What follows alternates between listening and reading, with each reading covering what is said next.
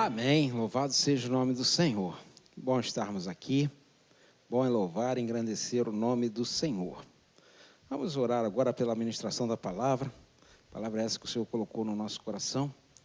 Queria convidar você a fechar seus olhos, entrar em espírito de oração, para nós orarmos e pedirmos que o Espírito Santo de Deus nos guie a toda a verdade por trás desse texto que vai ser ministrado aqui nesta noite.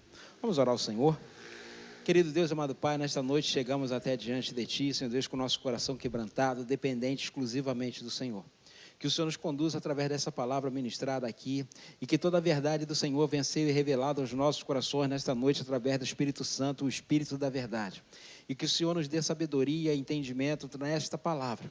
E que nós possamos sair daqui ricamente abençoados nesta noite.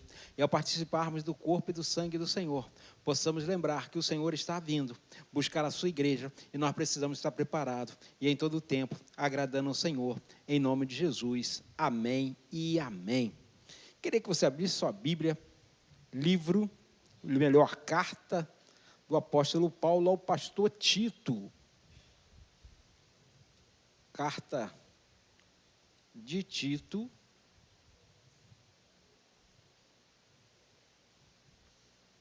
Então você vai abrir aí no Novo Testamento, penúltima carta paulina.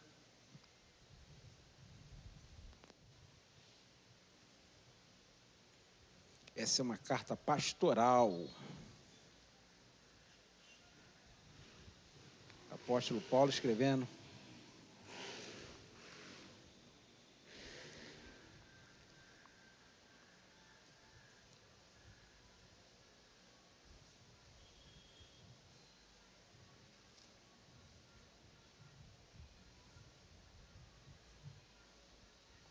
Tito era um pastor, na verdade, que está sendo agora elevado à condição de bispo da igreja, na ilha de Creta.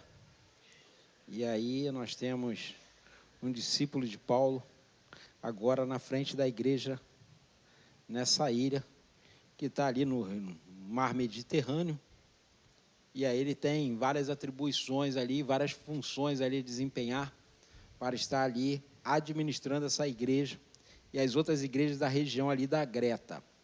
Então, estamos aí, carta de Tito, capítulo 3, versos de 1 a 7. O apóstolo Paulo diz assim: lembre a todos que se sujeitem aos governantes e às autoridades, que sejam obedientes, estejam prontos para toda boa obra. Que não difamem ninguém, que sejam pacíficos, cordiais, dando provas de toda cortesia para com todos, pois nós também no passado éramos insensatos, desobedientes, desgarrados, escravos de todo tipo de paixões e prazeres, vivendo em maldade, inveja, sendo odiado e odiando uns aos outros. Vira para a pessoa que está do seu lado e fala: ele está falando com você. Viu aí como nós éramos antes de Cristo? Nós éramos insensatos, desobedientes, desgarrados, escravos de todas as paixões e prazeres, vivendo na maldade, na inveja, odiando as pessoas e sendo odiados por elas. Ele está falando conosco. Não é com os anjos, não. Não é com os ETs, não, gente. Não é com extraterrestres, não. Ele está falando conosco. Antes de Cristo, nós éramos assim. Não, pastor, era gente boa. A gente acha. Mas nós éramos dessa forma. Hoje, em Cristo, aí, através da regeneração, da transformação, da justificação, do perdão de Deus, nós passamos a sermos novas criaturas. E aquele que está em Cristo, nova criatura, é. As coisas velhas, essa forma de viver, ela já passou. Hoje precisamos viver em novidade de vida. Amém?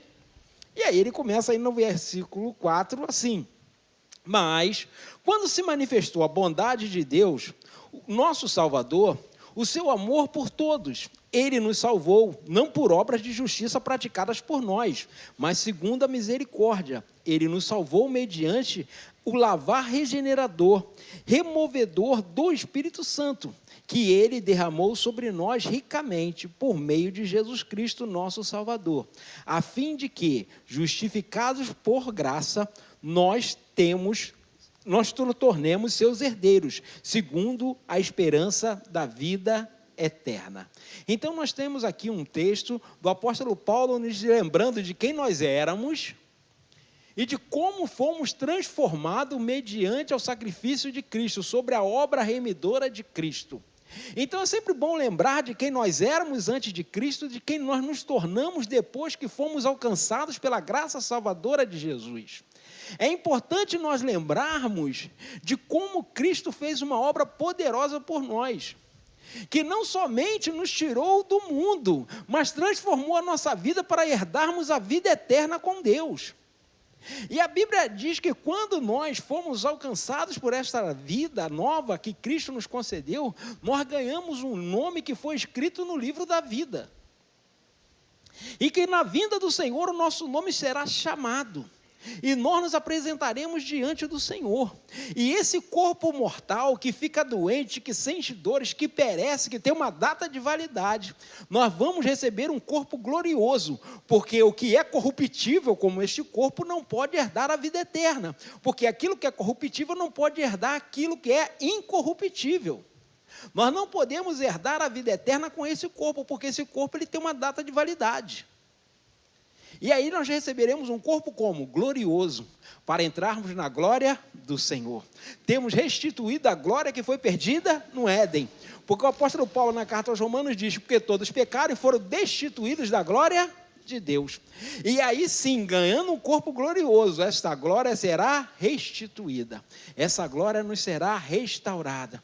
E isso acontece pela obra salvadora, remidora, regeneradora e justificadora que Cristo fez por nós na cruz. Então, quando nós entendemos isso, vivendo em novidade de vida, nós alcançamos bênçãos do Senhor. E o nosso tema nesta noite é: a graça salvadora de Cristo Jesus nos concede bênçãos. Você pode repetir comigo? A graça salvadora de Cristo Jesus nos concede bênçãos. Então nós temos aqui um ato que Cristo fez, morrendo na cruz, padecendo, sofrendo, ressuscitando ao terceiro dia, para nos dar participação na vida eterna com Deus. O sacrifício de Cristo quitou a nossa dívida, não somente pagou, ele aniquilou a nossa dívida deixou de existir. Mas como eu digo sempre, o nosso credor, ele é desonesto, ele é sujo, ele não joga limpo, ele não respeita as regras, ele é imoral, ele é mentiroso, e ele vai continuar te cobrando a conta que já está quitada. Se você continuar pagando, ele vai continuar recebendo. Mas pastor, como é que eu vou continuar pagando a conta? Você vai continuar acreditando que você não é digno da salvação, que Jesus Cristo não fez uma obra completa por você, que no seu caso não tem jeito. Você vai continuar acreditando nisso, porque ele vai continuar cobrando, ele vai continuar acusando, ele vai continuar colocando culpa, ele vai continuar colocando ciladas e laços no nosso caminho, para dizer que nós somos fracos, que nós não podemos, que nós não temos condições. Mas tudo isso é porque ele continua cobrando, mas ele sabe que a conta já está quitada. Mas se você pagar, ele aceita. Então nós precisamos entender que a obra de Cristo ela é completa. Quando nós confiamos nessa obra e passamos a acreditar, a viver em novidade de vida, abandonamos o pecado, abandonamos as velhas práticas e passamos a viver em novidade de vida, nós rompemos os laços com a morte, rompemos os laços com o inferno e passamos a ter a certeza e a convicção de que o nosso nome está escrito no livro da vida. E aí nós passamos a crer que quando o Senhor vier nas nuvens resgatar a sua igreja, nós estaremos com Ele. Então, quando nós entendemos isso, que o benefício que nós temos de receber a vida eterna, ele é um ato exclusivo da misericórdia e da graça de Deus, nós adentramos nessa promessa e passamos a viver em novidade de vida. Então, nós temos aqui Paulo escrevendo e nos dando essa instrução. E aí a nossa pergunta é: como a graça de salvadora de Cristo Jesus atua nas nossas vidas? Paulo fala isso aqui a partir do versículo 4. Ele fala como essa graça atua em nós. Então, a primeira resposta de como a graça de salvadora de Cristo Jesus atua em nossas vidas é pela bondade de Deus. Repita comigo: pela bondade de Deus. Essa é a primeira forma que a graça salvadora de Cristo Jesus atua. Ele vai dizer aí no versículo 4, mas quando se manifestou a bondade de Deus, Deus decidiu nos amar, mesmo nós ainda na condição de pecadores. Mas Deus demonstra o seu amor para conosco em que Cristo morreu na cruz, sendo nós ainda pecadores. Não tínhamos nada para oferecer, não tínhamos nada para dar, não tínhamos nada para barganhar com Cristo, não tínhamos nada para barganhar com Deus, mas Deus, na sua infinita misericórdia, decidiu nos reconciliar com Ele, mesmo nós, na herança adâmica, sendo o ofensor, Deus decidiu se reconciliar conosco, mesmo nós não pedindo perdão. Ele decidiu por vontade própria se reconciliar conosco. Então Paulo está dizendo que isso acontece pela bondade de Deus. Segunda coisa que nós vemos aí, como a graça salvadora de Cristo Jesus atua em nossas vidas, pela misericórdia de Deus. Repita comigo, pela misericórdia de Deus. Essa é a segunda forma que a graça salvadora de Jesus atua em nossas vidas. É pela misericórdia de Deus. Ele vai dizer, Ele nos salvou, não por justiça, de obras de justiça praticadas por nós, mas segundo a sua misericórdia. Não é porque somos bonzinhos, não é porque somos bons filhos, bons esposos, bons vizinhos, bons trabalhadores, bons patrões, não. É pela misericórdia de Deus. Não é por ato humano, não é por justiça humana, mas é pela misericórdia que Deus estabeleceu sobre nós. Nós somos salvos pela graça. Isso é para que ninguém se glorie. Isso é para que ninguém se ache diante de Deus. Por isso que Deus colocou todos diante de uma mesma situação. Todos foram colocados diante da mesma sentença. Separados pelo pecado, mas vivificados em Cristo, pela sua obra redentora. Por isso que ele vai dizer que não há mais judeus nem gregos. E aí eu gosto quando Paulo fala assim, porque diante de Deus não há nem gregos, nem judeus, nem gentios, nem cita, nem bárbaros. E aí quando a gente vai na história secular, quando alguém queria ofender alguém, chamava a pessoa de cita. Cita era assim, pior do que bárbaro. Os bárbaros eram termos que os romanos e os gregos usavam para alguém que eles chamavam de violentos, para alguém que eles falavam que não tinha cultura deles, eles chamavam de bárbaros. Mas quando eles queriam ofender o cara, além de bárbaro, chamavam o cara de cita. E o apóstolo Paulo fala que Deus coloca todos na mesma situação. Porque todos estão debaixo da mesma sentença, que é a morte. Por isso que a Bíblia diz que a morte é o último inimigo a ser derrotado. Além das mazelas, além das tragédias, além das enfermidades, além das doenças, além das pestes, das pragas, das epidemias, a morte era o último inimigo a ser derrotado. Que quando Cristo morre, Ele ressuscita na manhã de domingo, vencendo o último inimigo. Agora, a morte não tem mais domínio sobre nós. E isso acontece exclusivamente pela misericórdia de Deus manifestada em Cristo Jesus. Terceiro ponto aí, como atua a graça salvadora de Cristo Jesus em nossas vidas? Pela ação do Espírito Santo. Vamos responder? Pela ação do Espírito Santo. A palavra de Deus, ela chegou aos meus ouvidos através de uma pregação. Houve uma ação do Espírito Santo no meu interior, aquela palavra foi transformada, me trouxe entendimento e a partir dali eu passei a entender que essa graça me alcançou. Sem a atuação do Espírito Santo na vida do indivíduo, ele vai ouvir essa palavra e não vai acontecer nada, porque ele vai ser como uma rocha. Por mais que você tente furar, você não vai conseguir. Mas o Espírito Santo, ele faz o que? Ele despedaça a penha. Ele quebra a rocha. Porque ele é forte. O seu poder é impenetrável, é insuperável. E ele entra no nosso coração, por mais duro que ele seja, mas há uma ação do Espírito Santo para que esta misericórdia e graça salvadora atue em nossas vidas. Porque sem isso, o indivíduo vai ouvir a mensagem, o melhor pregador, o mais eloquente, o mais inteligente. Mesmo assim, o coração dele vai continuar duro. Porque precisa haver uma ação do Espírito Santo. E quando isso acontece, o nosso coração é quebrantado. Alguns ouvem a pregação e de imediato se quebrantam diante da palavra que vem ao seu coração. Alguns precisam de momentos diferentes, de situações diferentes. Você vê o apóstolo Paulo perseguindo a igreja. Ele pega cartas para prender as pessoas que seguiam a Jesus. E no caminho de Damasco, ele tem um encontro com uma luz tão brilhosa que o sol, ele está em pleno dia, mas ele vê uma luz mais brilhante do que o sol. E ele fica cego. E aí ele ouve: Paulo, por que você me persegue? E ele entende que aquela voz não é uma voz qualquer, porque ele fala: quem é, Senhor, que fala comigo? Porque aquela luz não é uma luz qualquer, ele está em pleno dia, e a luz que ele vê brilha mais do que o sol. E ele fica cego. Aquilo era a própria manifestação do Cristo falando com ele. Sou eu, Cristo, a quem você persegue. Então, muitas das vezes, nós vamos precisar deste encontro. Um encontro impactante.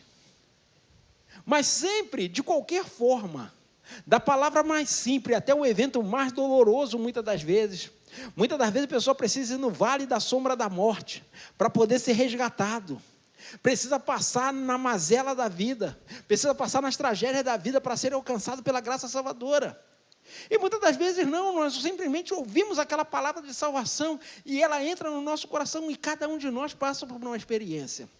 Quantos, muitas das vezes, foram alcançados pela graça salvadora porque estavam com uma doença muito grave, ou tinha alguém na família que estava com uma doença muito grave, e aí precisou haver essa ação para que esse coração tão duro fosse quebrantado. E outros não, simplesmente ouviram. Eu fui alcançado pela graça salvadora de Jesus muito novo. Eu tinha 8 anos quando o Senhor falou comigo. E ali eu entendi que Deus me amava, que Cristo me amava, que Cristo fez a obra por mim, a obra redentora. E a partir dali eu entendi que o Senhor tinha algo para mim, não sabia o que, nem por quanto, nem por onde. Mas simplesmente eu entendi que naquele dia o sangue poderoso de Cristo me purificou de todos os meus pecados. E por esse sangue eu vivo até hoje, sendo purificado a cada dia, a cada ação que eu faço errada. Eu confesso os meus pecados e sou perdoado, porque o amor de Deus me purifica de todos os pecados. Mas para isso eu preciso confessar. Então, quando nós entendemos isso, que isso é pela ação do Espírito Santo, não é pela minha capacidade, não é porque eu fui criado no Evangelho, não era porque minha mãe era discípula de Cristo, não era porque minha mãe servia a Cristo, não, é pela ação do Espírito Santo de Deus na minha vida. Por isso eu fui alcançado, assim como você também nesta noite foi alcançado, e de repente você está aqui e ainda não foi alcançado. É essa obra que o Espírito Santo de Deus quer fazer na sua vida. Então cada um de nós precisa ter esse entendimento, primeiro pela bondade de Deus, segundo pela misericórdia de Deus e terceiro pela ação do Espírito Santo nas nossas vidas. E a quarta forma que a graça salvadora de Cristo Jesus atua é pelo próprio Jesus Cristo, é por Ele mesmo. Ele decidiu se entregar, Ele decidiu se despir da sua glória para estar conosco. Porque Ele decidiu, Ele se aperfeiçoou, Ele se tornou homem por nós. Por isso que o apóstolo Paulo fala que haja em nós o mesmo sentimento que houve em Cristo Jesus. Porque mesmo sendo Deus, não teve por usurpação ser igual a Deus. Mas se despiu da sua glória, se tornando em forma de homem. Indo até a morte, morte de cruz. Motivo pelo qual Deus lhe deu o nome que está sobre todo nome, para que ao nome de Jesus todos eles se dobrem e reconheçam que Jesus Cristo é o Senhor, para a glória de Deus Pai. Então, por Jesus Cristo nós somos alcançados, porque Ele se entregou, Ele se despiu da sua glória, para estar junto conosco, passando pelas mesmas mazelas, pelas mesmas necessidades. Jesus teve fome, Jesus se sentiu abandonado. Jesus sentiu frio. Jesus, diante da morte de um amigo, Jesus chorou. Jesus teve compaixão das pessoas. Jesus entendeu que as pessoas tinham necessidade, estavam com fome. Então, os mesmos sentimentos que nós temos, Jesus também tinha. Passou pelas mesmas situações. Jesus chegou no templo e viu o templo, a casa de oração, o lugar sagrado do Senhor. Tinha lá um bando de cambistas. Parecia Maracanã. Compra o ingresso pelo um preço, vende mais caro. Era isso que estava acontecendo lá. Isso irritou Jesus. Sentimentos naturais humanos. As pessoas estavam vendendo e negociando ofertas. Como hoje nós temos visto aí. O dízimo aqui não é 10% não, aqui é 8%. Isso não existe. Eu tenho dito aqui, dízimo não é 10%, isso não existe. A Bíblia é a 10ª parte, é isso que é dízimo. O percentual é igual. Nem mais nem menos. Mas na Bíblia nunca falou em 10%. A Bíblia sempre falou em a 10ª parte. Porque a 10ª parte é 1 sobre 10. A primeira parte das 10 pertence a quem? Ao Senhor. Não é a 7ª, não é a 8ª, não é a 10ª. É a primeira. Essa pertence ao Senhor. É a primícia. É o separado do Senhor. Então tem gente negociando, são cambistas. E isso irrita o Senhor até hoje. Irritou lá na época que ele estava lá no templo. Irrita hoje. Então não tem negócio, é a graça salvadora de Jesus. Não é o dízimo que eu entrego, não é a oferta que eu entrego. Isso é resultado da minha adoração. Quando eu venho ofertar e dizimar, isso é resultado da minha adoração ao Senhor. Porque faz parte do culto. A adoração, a oferta e a pregação. São 3 momentos que a gente tem no culto. O culto completo é isso. Quando nós fazemos isso, nós completamos a etapa de prestarmos um culto ao Senhor. E tudo isso é uma adoração que nós fazemos ao Senhor.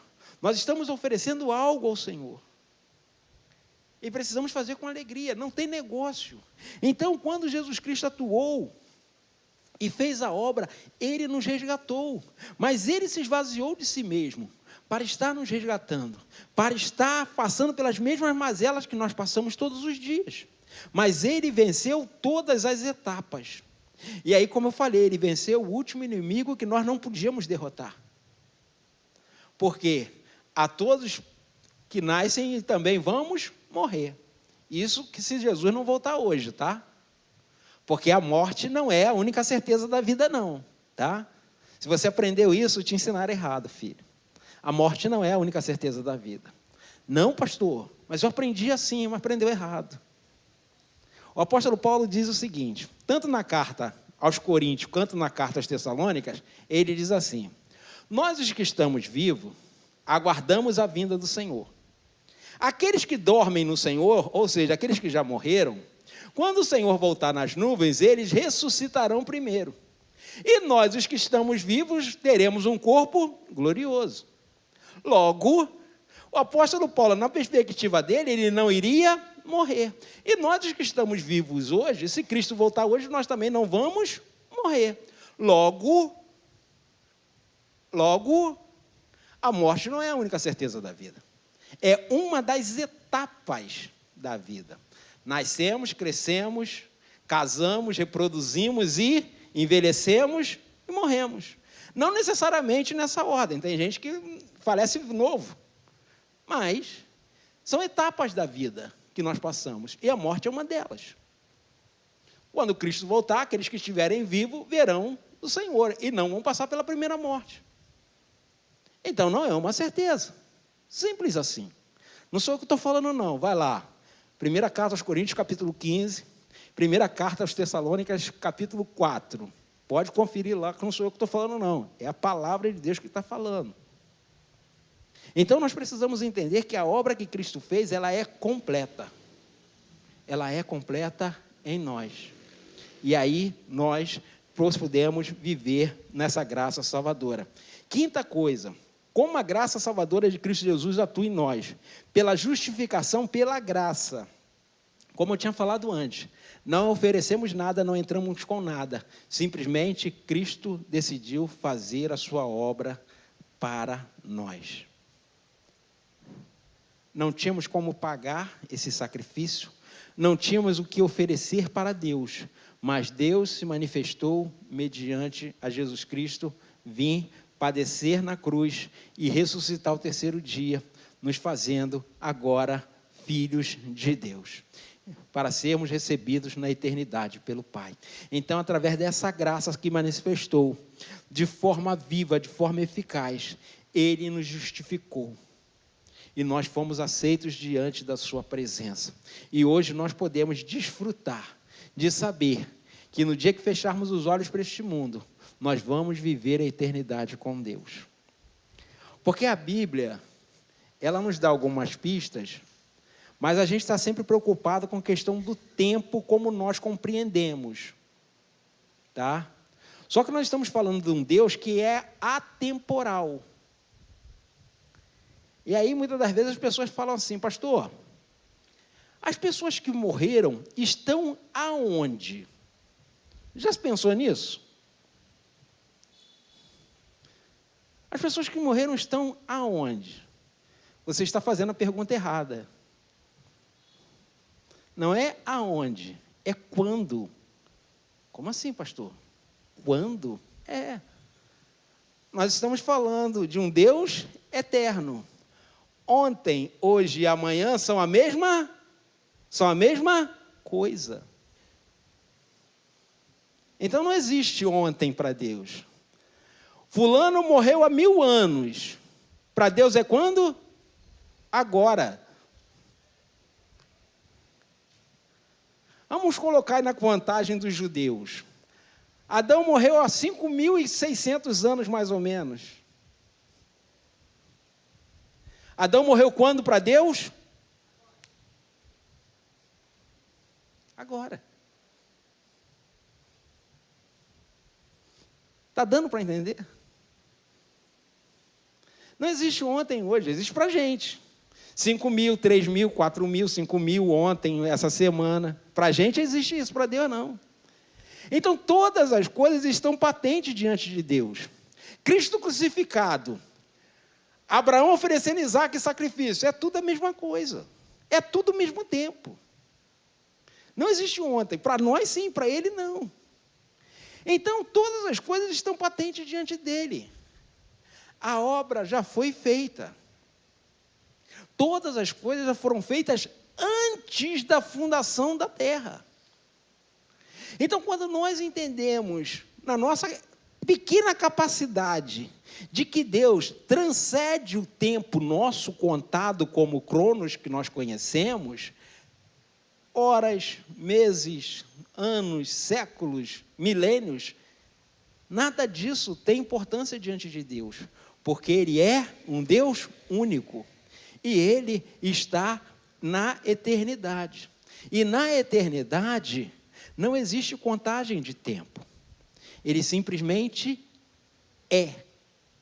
Deus não foi, Deus não será, Deus é. Tempo presente, o tempo todo. Todas as coisas acontecem ao mesmo tempo. Então, a graça salvadora de Cristo Jesus é isso. Então, quando todas as coisas estiverem completado o seu tempo e Cristo voltar para buscar a igreja, esse tempo, Ele vai voltar a ser perfeito. Então, quando nós entendemos isso, que essa graça nos alcançou, que nos remiu, que nos lavou, que tirou as imperfeições e que nós vamos voltar a viver a eternidade com Deus, nós teremos um corpo glorioso, todas as coisas perdem a importância. Então, muitas das vezes nós estamos preocupados com o tempo que está passando e as coisas não estão acontecendo. Não se preocupe com isso, porque Deus tem um relógio diferente do nosso. Então, quando eu acho que está demorando, quando eu acho que as coisas não estão acontecendo, eu estou pensando no meu tempo, eu estou pensando no meu relógio que está correndo. Mas eu estou esquecendo de pensar no tempo de Deus, onde todas as coisas têm um propósito definido. E o propósito definido é que o nome dele seja glorificado em todas as coisas que eu fizer.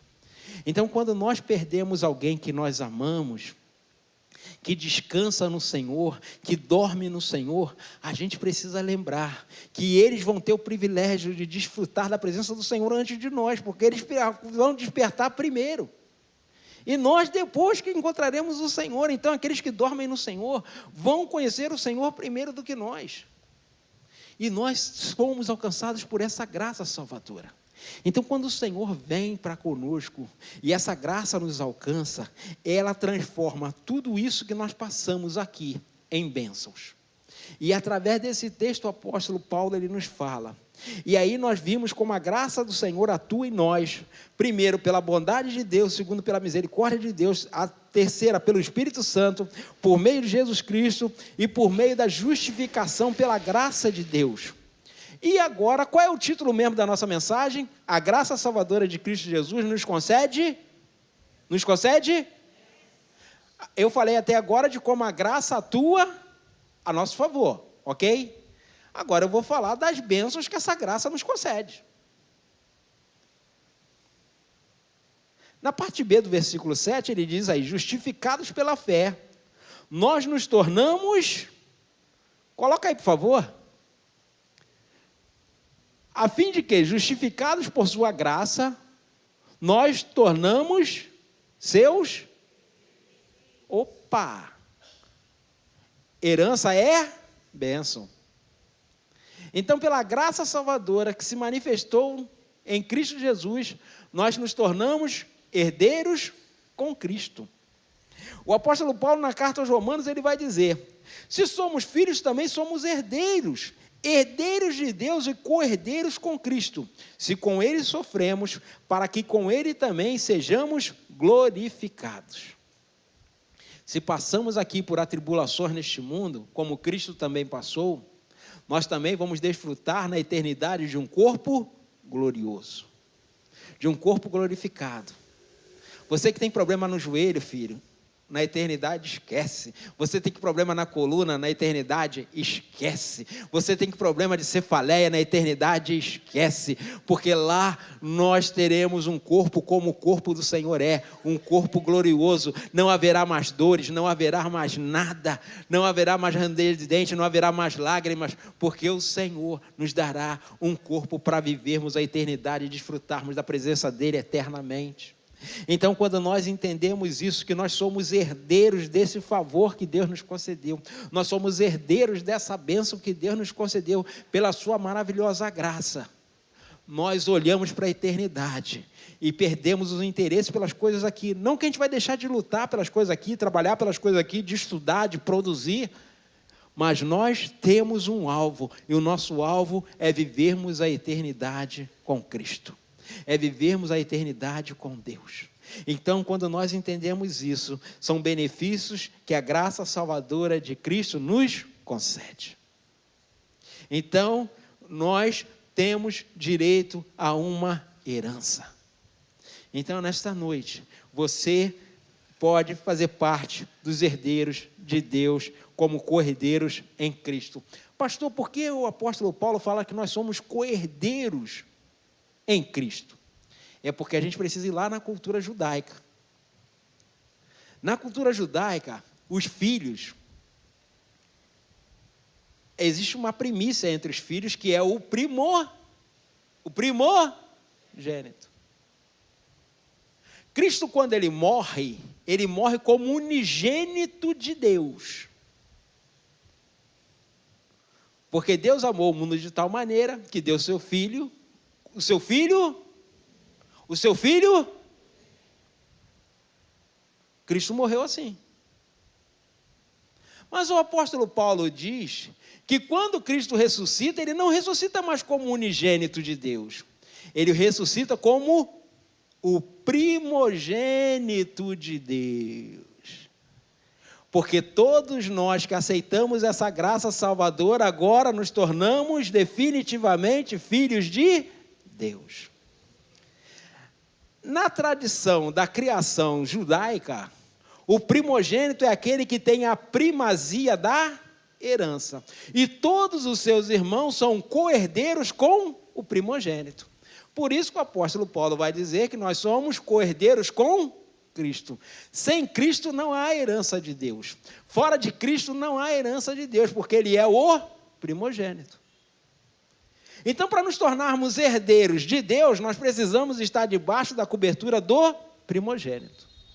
Só assim nós seremos herdeiros de Deus. E aí, esse é um dos benefícios da graça salvadora, nos tornarmos herdeiros de Deus. Repita comigo: benefício da graça salvadora de Cristo, ser herdeiro de Deus. Então, vira para a pessoa que está do seu lado e diz para ela: você é herdeiro de Deus. Amém? E aí, para nós terminarmos, como herdeiros de Deus, nós temos a esperança da vida eterna.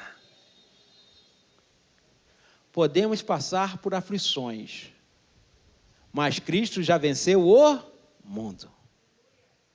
Podemos passar por dias maus, mas nós sabemos que no final é sempre vitória. No final a nossa vitória já está decretada. O inimigo pode se levantar, pode dar pernada, pode puxar, pode fazer falta, pode nos jogar para fora do campo, pode dar golpe baixo, pode fazer o que ele quiser. Ele sabe que já está derrotado. Ele pode fazer uma falta em você, você se machucar todo, mas ele sabe que já está derrotado. A nossa vitória já foi decretada quando Cristo morreu na cruz, mas ressuscitou ao terceiro dia. Tomou as chaves da morte e do inferno e nos concedeu um direito a estarmos na presença do Pai. Então, quando o corpo dele foi mutilado, foi transpassado, foi ferido, nós tivemos acesso pelo novo e vivo caminho à presença de Deus. Você em Cristo é mais do que vencedor. Você em Cristo pode todas as coisas, porque Ele nos fortalece. Você pode aplaudir o Senhor? Aleluias! Então, minha irmã, meu irmão, não fique preocupado com as coisas aparentes. Não fique preocupado com o momento difícil que você está passando. Não fique preocupado com, de repente, uma notícia ruim que você recebeu, com um diagnóstico contrário que você recebeu.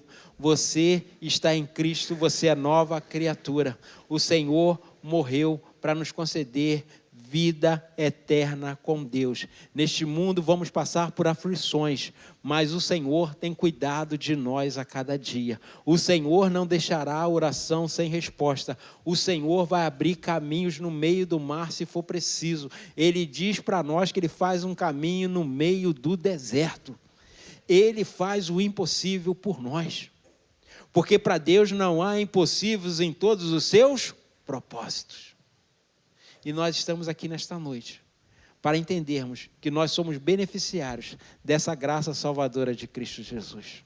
Que nós somos beneficiários desse poder que se manifestou e se manifesta a cada dia. E nós precisamos acreditar que ao fecharmos os olhos aqui, para nós que estamos vivos pode parecer muito tempo, mas é como o apóstolo Paulo fala, no abrir e piscar de olhos. É assim. 1000 anos atrás é no abrir e piscar de olhos. 5000 anos atrás é no abrir e piscar de olhos. Nós que estamos aqui é no abrir e piscar de olhos. Porque nem olhos viram, nem ouvidos ouviram, nem atentou no coração humano aquilo que Deus tem preparado para nós. O que eu estou tentando te explicar, o apóstolo Pedro ele tenta nos dar uma luz. Ele tenta nos dar uma luz. Ele fala aqui, para Deus, um dia é como 1000, e 1000 anos é como um. Isso ele tenta nos dar uma luz, tá? Mas ele não passou nem perto. Como eu falei, 5000 anos atrás é agora para Deus. E é assim que funciona. Então, às vezes, a gente fica preocupado com o tempo que está passando. Não se preocupa com o tempo, não. O tempo é só para a gente se organizar. É só para a gente ter uma contagem. Porque Deus não está preocupado com isso. Ele está preocupado com a obra que Cristo fez, que nos resgatou da morte e do inferno e nos separou para vivermos a vida eterna com Ele. Então, fique preocupado com isso não. Fique preocupado com o tempo não. Se preocupe em agradar ao Pai. Se preocupe em fazer a obra que Cristo escolheu você para fazer. Se preocupe em estar com as pessoas que você ama. Se preocupe em fazer com que as pessoas que você ama conheçam essa graça salvadora que te alcançou. Se preocupe em convidar pessoas para estar nos cultos da igreja, para que eles ouçam essa palavra e essa palavra possa produzir no coração deles, através da ação do Espírito Santo, essa transformação e que eles sejam alcançados pela graça salvadora de Cristo Jesus. Essa deve ser a nossa preocupação. As outras coisas, como Jesus falou, o amanhã dará conta de si mesmo. Então não fique preocupado. Simplesmente faça a vontade do Pai. Se alegre em estar no meio da adoração. Se preocupe em satisfazer os desejos do Pai que está no céu. Vamos orar e agradecer ao Senhor. Você que está na nossa igreja nos visitando, faz parte de outra congregação, faz parte de outra igreja, você é convidado a participar da Santa Ceia conosco. Você que ainda não é batizado, você que ainda não fez uma decisão ao lado do Senhor, nós pedimos que não toque nos elementos, não é por nós não, porque a mesa é do Senhor, mas o apóstolo Paulo faz recomendações para que nós tenhamos cuidado, porque aquele que come e bebe sem discernir o corpo de Cristo, sem entender o sacrifício que Cristo fez, ele come e bebe e traz condenação para si mesmo. Então você que está nos visitando, que consegue discernir o corpo e o sangue do Senhor, o sacrifício que Cristo fez, a obra redentora e remidora que Ele fez por mim e por você, você é convidado a participar da mesa do Senhor. Você é convidado a participar da ceia do Senhor. Mas se você não entende, se você não consegue compreender essa dimensão de que nós estamos aqui celebrando a morte e a ressurreição de Cristo, que nos dá acesso à vida eterna, se você não consegue discernir e distinguir isso, então não toque nos elementos. Mas se você consegue discernir isso, mesmo não sendo membro desta igreja, participe da ceia conosco, porque a mesa é do Senhor e pertence a todos os seus filhos. Vamos orar agradecendo ao Senhor. Querido Deus e amado Pai, nesta noite nós já chegamos a Ti, na certeza e na convicção que o Senhor está conosco, que o Senhor é o Deus de Jacó e é o nosso refúgio, o socorro bem presente na hora da angústia. E não há outro Deus além de Ti. A Tua misericórdia nos compadece a cada dia. Nós louvamos e engrandecemos o Teu santo nome e queremos agradecer o Senhor, porque até aqui o Senhor tem nos ajudado com a Sua mão poderosa, com a Sua destra de justiça. E nesta noite nós sairemos daqui abençoados pelo Teu poder e pela Tua glória. Então venha sobre nós, louvando e engrandecendo o Teu santo nome. E nós agradecemos, porque até aqui o Senhor tem nos ajudado no poderoso nome de Jesus. Amém e amém. Vamos cantar nesta noite, Este é o meu respirar.